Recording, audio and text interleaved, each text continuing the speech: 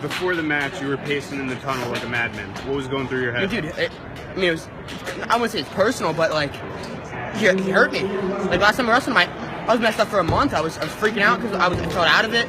I was doing things that I don't normally do because in here I'm all messed up because of that concussion, but. Didn't want to step on the mat, and then 10 minutes later I got to wrestle that kid who comes at you and grinds his face in you and rips your arm off, you know, so. I don't know. That's what I was wondering last time at Carver, you know? He was yelling in my face, that's what happened. I asked him what happened.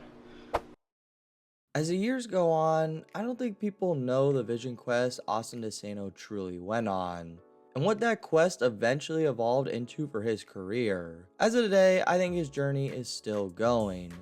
Everyone knows DeSanto as the gritty Iowa Hawkeye wrestler who will just attack you for simply putting your foot across from him. But was he always like this? Well, I think the very short answer is 1000% yes.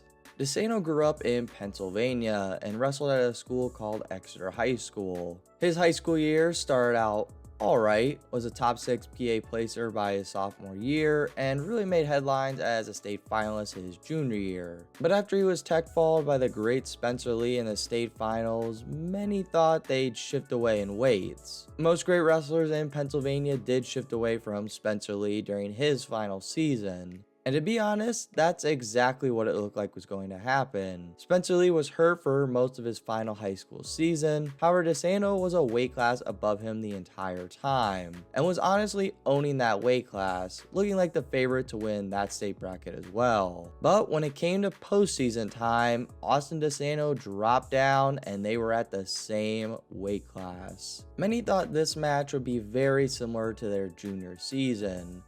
But after watching Lee all tournament, people could tell something was off. For those who don't know, we could save the Spencer Lee story for another time, but just know he was a world beater. I mean, he tech-falled DeSanto a year prior after DeSanto ran through the other side of the bracket. However, this year, DeSanto was ready and better than ever. DeSanto would fall behind early in this match, but he would come back to bear Spencer Lee his only loss in high school and potentially offer up one of the biggest upsets in wrestling ever. So then what was next for Austin DeSanto after getting one of the biggest upsets in history? Well, of course, there was college wrestling, and way before any of this biggest upset of all time talk, DeSanto was committed to Drexel. So he took his talents there, and this was a massive, and I mean massive, get for Drexel. Especially after he started having a blowout true freshman year, majoring Stefan Micic at NCAAs, who was a finalist that exact year for Michigan, and gaining a win over All-American Bridges from Wyoming, along with several other great wins. But he kind of grew a bad reputation during all this time. He wrestled hard and at a very unbelievable pace, which no one really followed him for that. However, people thought he was, well, overdramatic and very dirty, which all led to his downfall during this season. He would end up losing to Stefan Micic, who we previously mentioned, and then he would unfortunately lose in the Bud round to lose his chance on becoming an All-American, with the future being very unclear for him after this moment, but it might have been the best thing for him in college wrestling. Because shortly after the 2018 season, DeSanto would transfer to where most know him for, the University of Iowa.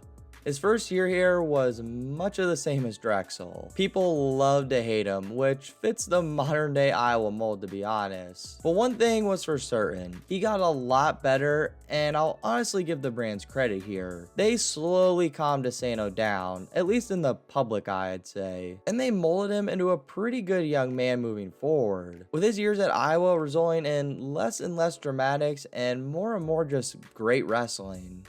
His move to Iowa also gave birth to one of the great college rivalries, DeSanto versus Roman Bravo Young of Penn State.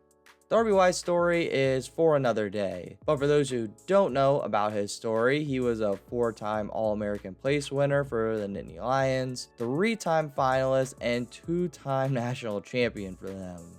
The crazy part of their rivalry that most people don't remember is DeSanto really had his number during their first year of battles, outplacing RBY at NCAAs and beating him twice during the season. However, the pendulum would swing in RBY's favor for the rest of their careers. However, DeSanto would leave a 4-time All-American for the Hawkeyes and a 3-time All-American place winner, finishing in 5th and 3rd place twice in some very elite company.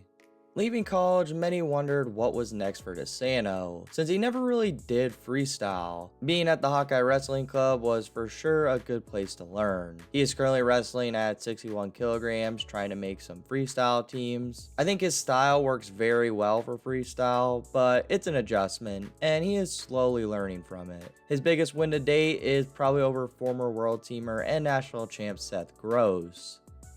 DeSanto was a great wrestler that people used to love to hate, but looking back and looking forward, you could say he matured quite a bit, and you can always count on him to put on a show when he wrestles. He goes hard, he wrestles fast, and he simply just loves to put his foot on the line for the love of the sport.